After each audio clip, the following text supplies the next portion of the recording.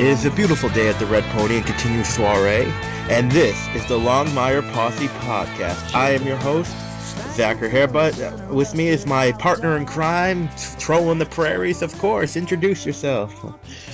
Pamela Nordic, Longmire Posse Admin. All right, so today, what episode are we exploring today, Pamela? We are looking into Miss Cheyenne. Yes, and we had a lot of history and factual history in this episode, both positive and atrocious. It's kind of startling for a lot of people to find out that that kind of thing actually went on, and that it went on as recently as the 1980s. I think that was a bit of a surprise, I too. couldn't believe that. It's shocking. It always makes, this kind of thing always makes me think of if all these minor, like Native Americans, blacks, Irish, Italians, if we all just rose up and be like, hey, we're not taking this anymore, so much could have been avoided. But they didn't want that happening, so they just beat down anyone like that. Well, I think as we saw in last night's episode, a lot of them were not aware that this took place. I know, that's insane. Yeah, to think about the character at the end, the judge, Nina, and what happened in her life, she wasn't aware of it for 20 years about what they did to her. So it's hard to stand up and say, we're not going to take it anymore when they weren't even aware of what was going on. And think about what that doctor said to Walt. He was completely confident, the doctor who performed these horrible atrocities, he was completely confident that he was in the right. He had every right as a doctor to do those things. He was doing what was best, quote unquote, for his patients. In his arrogance, he thought that he could do this and had no problem with it. Well, his arrogance guns. Yeah, it certainly ended up costing him dearly, didn't it? Yeah. Now, I wonder if he would be brought up on any sort, because he said the charges were dropped. I wonder if, it would still be left at that, Well, obviously, that suggests that someone did look into it at one point when it came to light, in the 80s probably, and all the charges were dropped against him, obviously. That's all I can think of. Now, so of course, this case is about a dog. Okay, so we find out more about Henry, that the former chief of the tribal of the reservation is making things very hard for Henry. Malachi, That's yeah. it. I kept saying Malachite. I'm like, that can't be right. Yeah, that's a gem. Right. And so they're trying to work to get him out of there. Of course, we see that Kay's going to be representing him. And I like this scene because Walt tells him, he said, if I help him get out, he will leave you alone. And Henry looks right at him, under no circumstances make that. He's essentially saying, I'll die before I'll let that monster get out again. Yeah, definitely.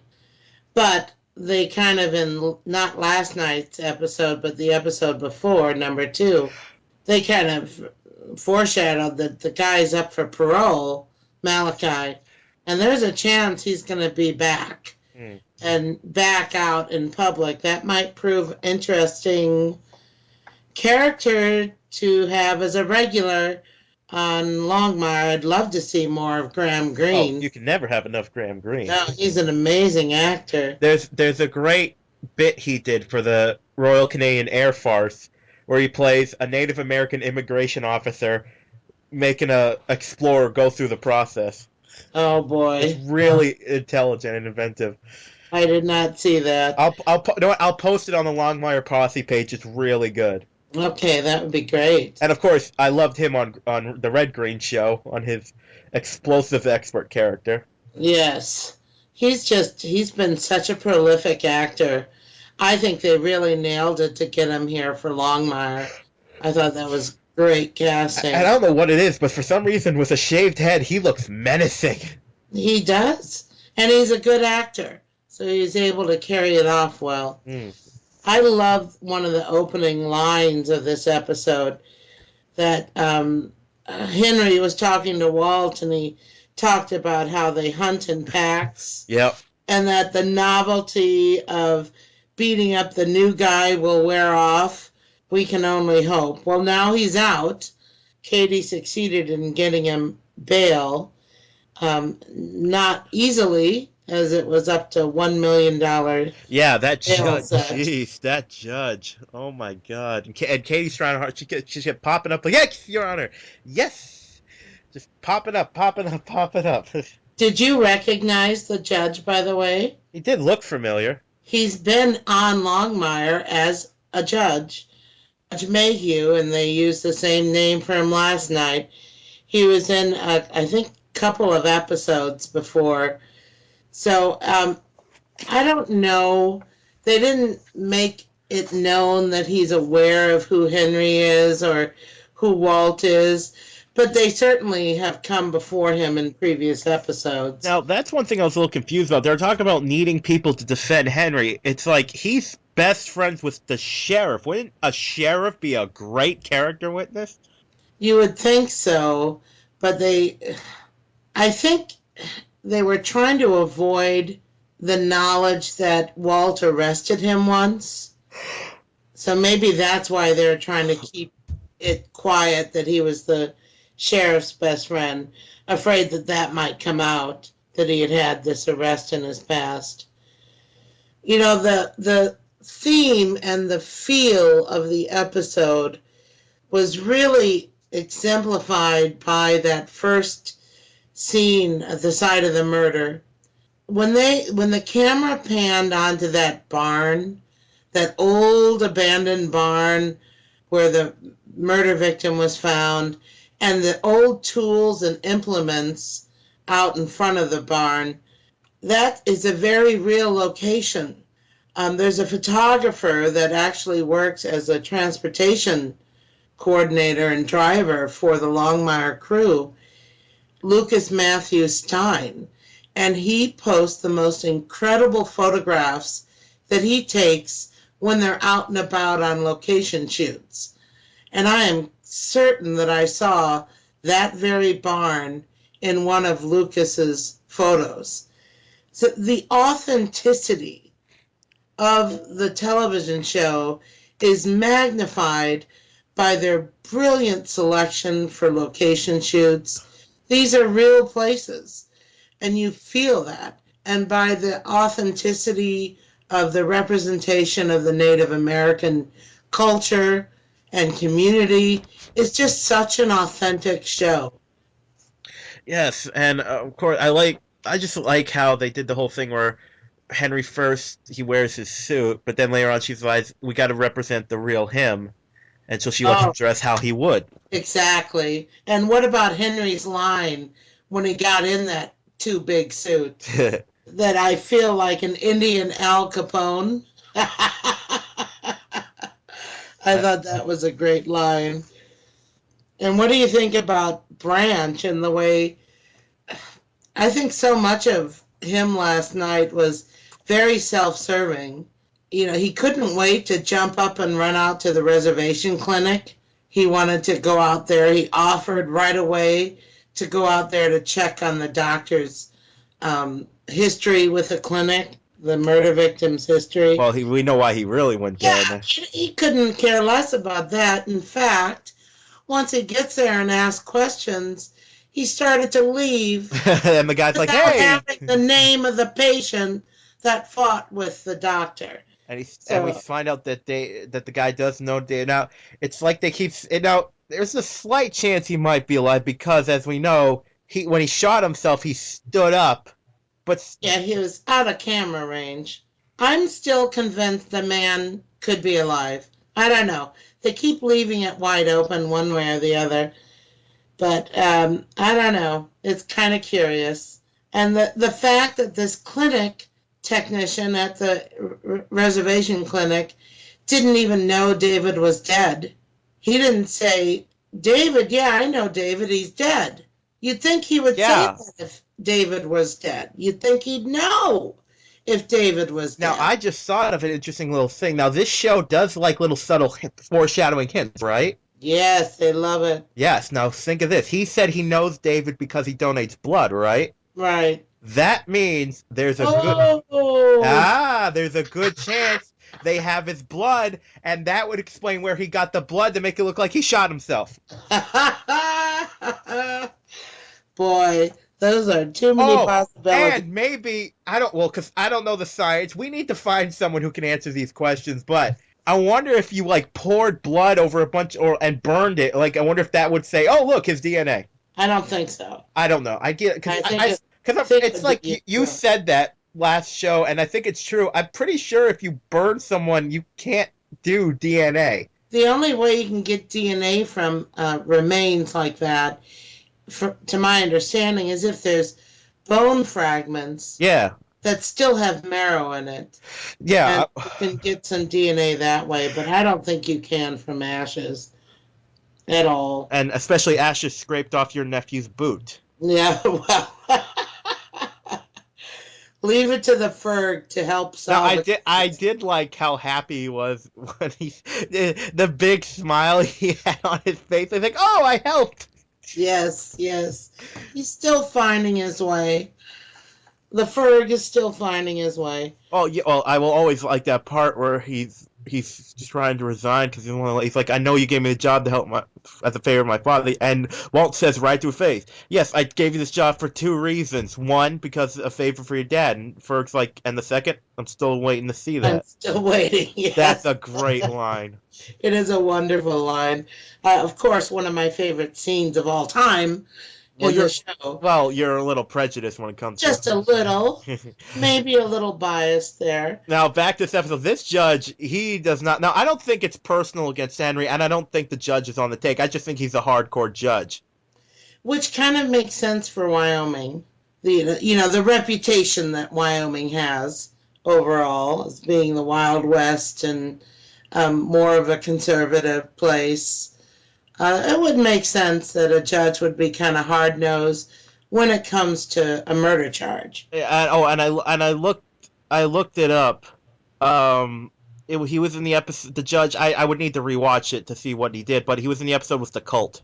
Correct. When there was a baby that was found, Yeah. he was the judge that was dealing with that. Um, at least one episode. There may have been two. No, I looked. Well, as according to IMDb, it was only that one. Oh, okay. All right. Did you recognize someone else in last night's show? Oh God, should I have? Yes. The actor Gregory Cruz played Dale Greywolf. And He did look familiar. do you know why he looked familiar? He used to be on the television show Don't say it. Saving Grace Oh, I never watched that. with none other than Bailey Chase. Bailey Chase and he were regular characters on Saving Grace, so it was really fun to see them kind of reunited. But Gregory Cruz is another hugely prolific actor. Oh my God, that's He's why he looks familiar. done so He much. was. Oh God, I'm looking it up, but I think I know where I know him from. Oh God, this is gonna be awesome if it's him. Where He is has it? done so many shows. It's so many movies, so many series. Oh my God, you know who he was? He was one of the. Do you remember the scene in Scarface where his boss sends the assassins after him? Oh He was yes, one of them. yes. Oh, that's awesome. Because I know. Yeah, you should have recognized him, boy. Well, I Of haven't course, that watched. was a few years ago, but I love seeing him because he's just such an iconic character actor Oh yeah. and authentic again, very authentic one. I just loved him in that role last night. But I'm confused about something about Grey Wolf. Yeah. Why is it when Vic and Walt first went to his place and interviewed him about his fight with the doctor, why did he instantly throw the doctor under the bus and kind of besmirch his character and claim that he was a pervert and making inappropriate medical exams when the whole while he knew his daughter was pregnant? And of course, he did a gynecological exam of a pregnant girl. That's what he should do as a doctor. but he made him sound like a pervert. I didn't understand the necessity for besmirching the doctor's name when the doctor did nothing wrong. Well, he believes he did. And you know what? It's hard. I mean, I, of course, have pride in my heritage, and I'm angry about some of the atrocities, but all the atrocities I'm mad at don't happen anymore and haven't happened for like 50 years. I mean, there's still resentment, but I can't even imagine still having to fight that kind of thing. And you know, so it makes sense that he would overreact on some level. If his daughter weren't pregnant, and if he didn't know, then yes, I understand overreacting to that. But he did know. So that's a part that I don't get. He knew about it at the time he told Walt and Vic that he was a pervert. I don't know. It just seemed an odd course for him to take. Yeah, so they're looking and they meet the doctor's father, and they find out that his son was also killed. And through the medical records, they found that the stabbing is exactly the same. Now, that is important, through all of this, Walt, we find out, has to be a judge in a Miss Cheyenne pageant. Yeah, I love that. Oh That God! was Now, a favor again for Henry. yep. Now, here's the thing. Why aren't these things televised? It's a pageant where women have to do Native American dance, skin, and I'm not sure the right word, but just cut up animals. Yeah, skin the carcass. Yeah, I'm like, that is awesome. Why isn't this televised? I want to find out if they do anything like that around here, because there are some Native American presence in New England. Because that, forget about, I want world peace. It's like, no, get the girl who's cutting up a deer. You can't tell me people wouldn't watch that. And she knew what she was doing too. I wonder if those carcasses were like, if they were really, you know. Who knows? I doubt if in the episode last night. Yeah.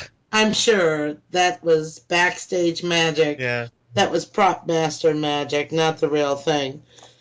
But one of the best things about, again, the authenticity of the television show, that episode last night, all of those, with the exception of one actress, were all Native American dancers that were flown in to Santa Fe to film that episode by Marcus Red Thunder, who happens to be the technical advisor to Longmire and good friend and advisor to the author of the books, Craig Johnson. He brought all of those girls and their regalia. He brought the real drummers and the real drum. Talk about authenticity. That was just stunning. That was the brilliant display of color in the costumes. It was just wonderful to watch. And we get a nice little throwback to season 1, actually the first episode, with Lily Stillwater. Oh, she's brilliant. I like that. I like Mary and Lily. I hate show, and I've seen shows that do this. Shows that go wrong one or the other, like depressing. Oh, I want a realistic show. Good things happen, bad things. I like the idea that they go back and show, hey, not everything ends in crap. All right, Right. Not every runaway is into drugs and killing themselves for the rest. No, some of them do change, and I like that. Yeah, and I love that actress, the one who plays beautiful. Mary. They Mary. both are. Well, yes, both her and the daughter. Did I see a little something between her and? I think she likes Walt. I think she may like Walt, but I would love, as a viewer, to see her and Henry hook up sometime. I thought that would be really. Oh God, great. both him and Walt at the same time. Oh no, never that, never that. They both ask her out. No, couldn't be. But the actress name who plays Mary Stillwater is Irene Bedard, and she is not only a great actress, and boy, was that scene of her testifying in court powerful. Oh, that was wonderful. I love the part where the judge is like, can you explain what you mean by standing there? Yes. But also, she's, wait a minute, in her personal life, she's got great, do you know beautiful spirit. Do you know who she was, who one of her past roles were? Do you know who she is? All sorts of them. She's Pocahontas. correct. I didn't know that. Oh my God, She's that's been awesome. very busy. And I gotta mention the actor Gregor. I was looking up his IMDb. He voiced Turok once. He what? I didn't hear He you. voiced Turok. Oh, okay. And it was a reimagining of the story, not the best one, but still good. And him doing a voice, I still can't. But he was good. Wow. Well, the thing about Native Americans, like you got Graham Greene, everyone. Usually when they find an actor they like, they're in everything because they just keep reusing the same actors. Yes, yeah. But back to the continuity issue Yeah. with using Mary Stillwater again and Lily having a good ending. She actually won last night. But the things that Mary Stillwater said about we Cheyenne have a different interpretation of family. It's not biology so much as it is loyalty. I love that line. That really, really was strong. And then, of course, what got Henry his bail was her whole explanation of what standing bear meant. That was just wonderful. The whole thing was beautifully written by Sarah Nicole Jones. I love her scripts. She just has a real great viewpoint and an edge and a super sense of humor, which comes through many times last night. Her wry sense of humor. Yes, and she softened the judge's heart to the tune of $1 million. Yeah, exactly. I do like how Branch is like still kind of he's like just ready, here you go. Yeah, but even Branch mentioned that he wrote that check. He didn't do it for Henry. You That's know who he did it for. He yeah. did it for Katie. So that kind of took away a little bit for me of his philanthropy, if you will, because of his motives. It wasn't to help Henry get out of jail. It was to score points with his old love. Oh, interesting. Speaking of Katie Longmire, bringing in an old boyfriend from college days. Did you catch that Yeah, about come on. Fran? He just happened to be there in court at the same time as her. Come on. Well, he's a lawyer who was there waiting for Uh-huh. his case to come up. Sure he He was. had pleadings to do himself. But I thought that was a great cast. I hope they're not going to do a love triangle thing with those three. I don't know that it's a love triangle, but I think there might be some competition for Branch. Why else bring in an Oh old? yeah, I just hope they do it right. Yeah, they're Because that could doing. become so cliche so fast. I think they're doing it to give him something to work towards. You know That I what I mean? can see. Yeah, just to give him something to work for and work towards achieving. But I'm just saying, if they get married and Branch is at the glass window going, Oh Katie, that's no, it. I'm not watching anymore. he wouldn't be that way. You know, I loved as I was watching the episode last night the way that they kept putting up potential um, perpetrators. They kept setting it up. Thank you, Sarah Nicole Jones, again. They kept setting up different characters as being potential murderers. And it really started with Sylvia. Sylvia Mallory was their stepmom. There was more than one occasion when she was being interviewed, her and the doctor were being interviewed by Walt, where she referenced how they mooched off their father, you know. Well, the thing I thought Thanks to their father, they could do this kind yeah, of work or whatever. yeah, the thing I thought that they handled good with that is it wasn't really a red herring situation. Like we weren't, it was like a real investigation. Like, oh, the evidence is pointing this way. Let's look into that. Oh, it's not the case. Exactly. It wasn't like, oh, this we're just throwing a million signs that they're the killer, but gotcha.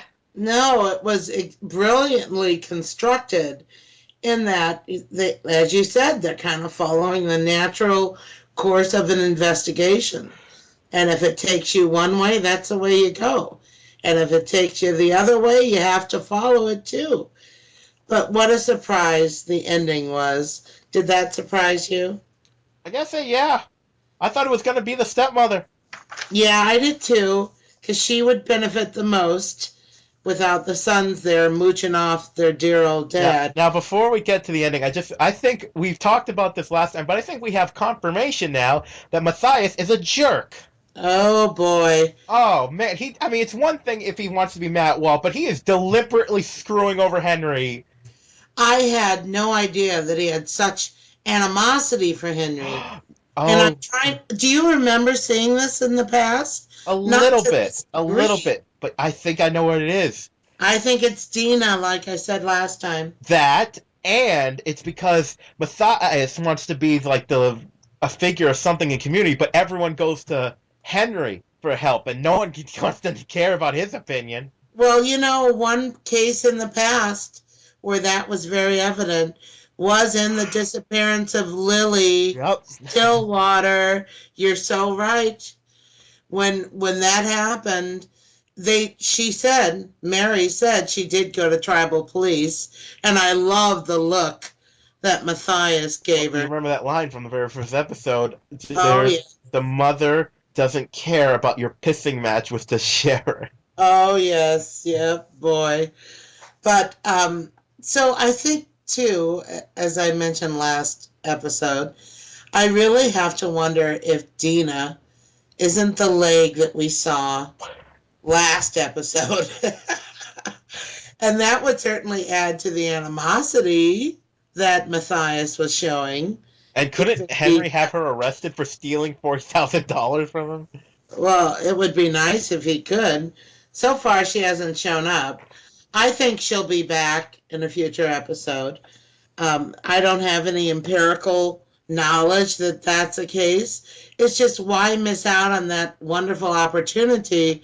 What rich material for a future script, having her come back and have to pay her dues for that theft. There's going to be some future there. By the way, speaking of, you talked before about continuity. Did you realize that the actress who played Nina, the judge at the Miss Cheyenne contest, Yeah. she was on Longmire in a previous episode? Jeez, I'm going to IMDb a lot this podcast. But guess what? In the previous episode, she was not the character Nina. She played a character named Joanna in the Dogs, Horses, and Indians episode, Ah. which was kind of surprising. I knew I'd seen her before when I saw Oh, her. she was the outspoken one. Yeah, when I saw her in the show last night, I thought she looked familiar, but I'm surprised that she was a different character. Ooh, she was in Hidalgo. Yep. Oh boy, has she been She played busy. the character's that was now that I Oh, think is a good that like Longmire is a good showing of Native American culture. Even though the main character is absolutely. half Indian, I thought it was a good Yeah. fiction. But she was brilliant in that. And she actually, in real life, is from Oklahoma.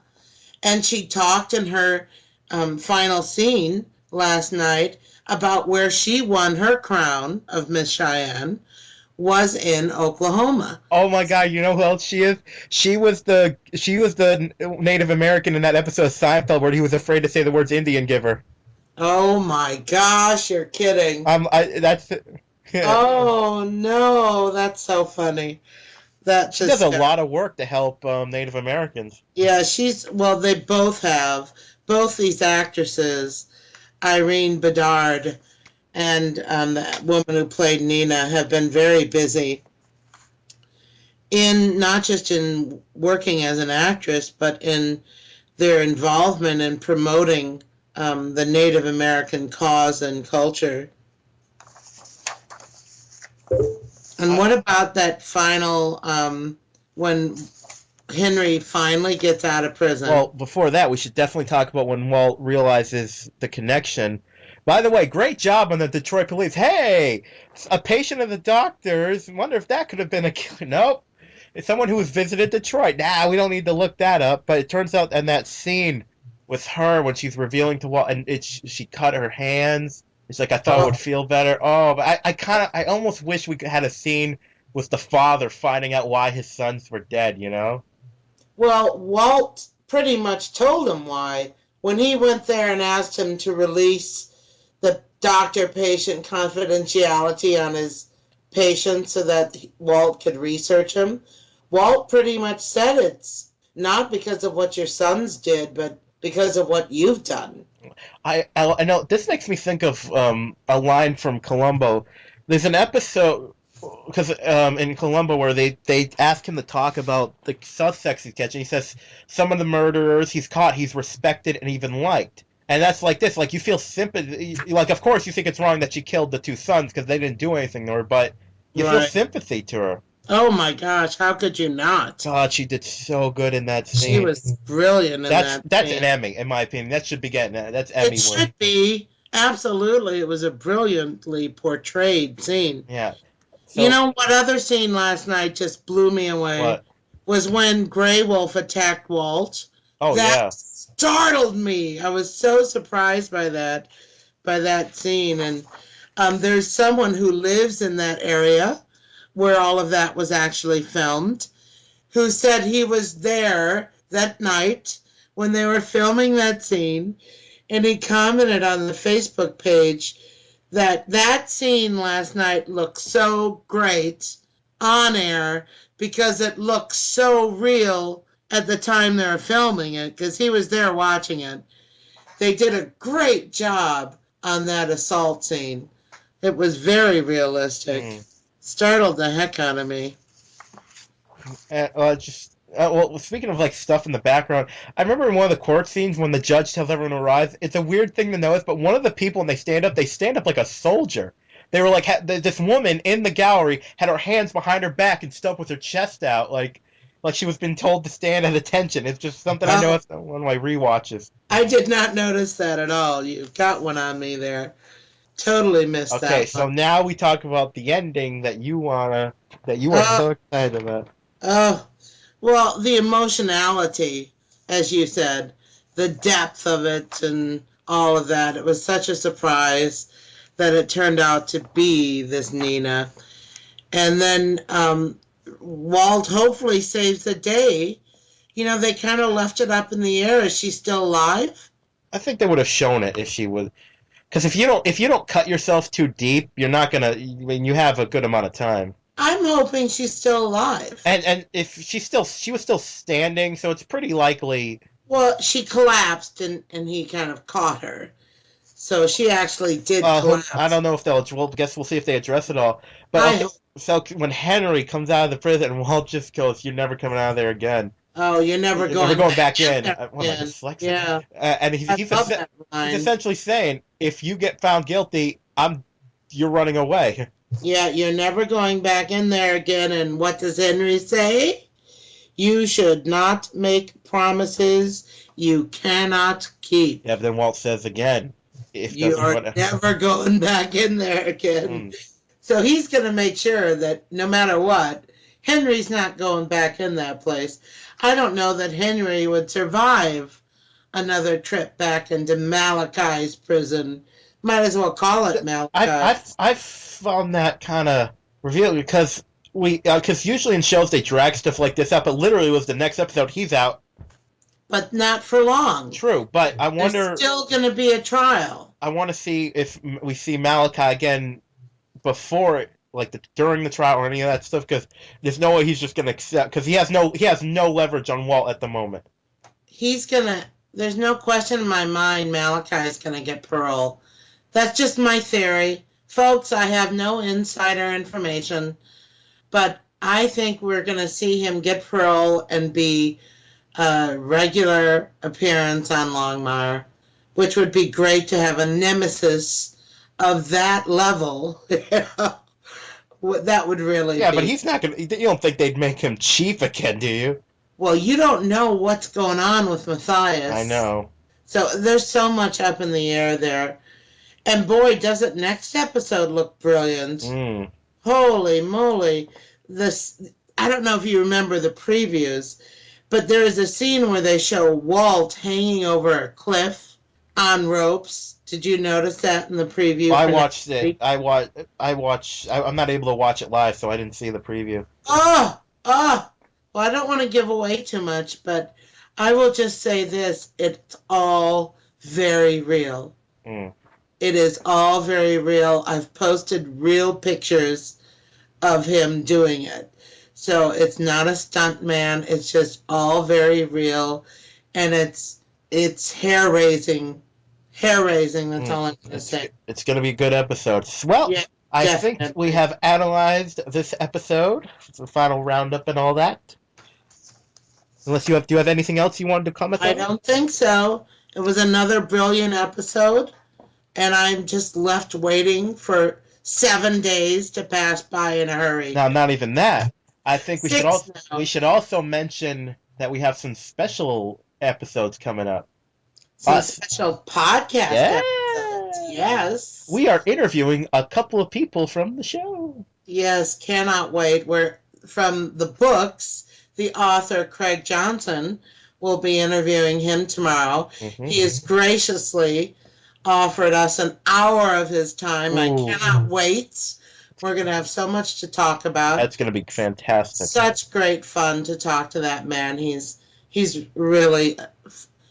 a great guy. I'm sure I cannot wait to talk to him about the show. Like, you know the books, I know the show. It's going to be great. Yep. And then. She's looking at this. She's looking for drum this. roll. Oh, nepotism awaits. And then my nephew, Adam Bartley, the Ferg, has agreed to do an interview if he can figure out his Skype password. Yes, we're going to get it working. Somehow we're going to get it working. But yeah, that's going to be a lot of fun. Oh, by the way, that picture of him spread eagle, not spread eagle, but what is he, Tawny Katane? Yes, he's doing like a centerfold spread on top of his car. Now, if we could just get Katie Sackhoff on the hood. Well, what's funny is somebody wrote a comment on that photo saying, for people who haven't seen it, go to Adam's fan page on Facebook. It's a photograph of him laying on top of the hood of his car, and it's very cute. It's not spread eagle. He's laying on his stomach. But someone wrote under that photo, "Oh, a new Trans Am hood ornament." Oh, jeez. All right, that's all of us from here at the Longmire Posse Podcast. Why don't you say goodbye to the people? Thank you so much for listening, Posse members. I've got a great group of riders. You guys are amazing. Thanks for all your support. All right, Posse, let's ride. If you would like to donate to help pay for this and other Southgate Media Group podcasts, simply go to our website, southgatemediagroup.com, and click on the donate button. It can be as little as $1 or, well, as much as you want. Help keep this fun going by supporting this and our other shows. Thanks again for listening, everyone. You're the best fans in the world.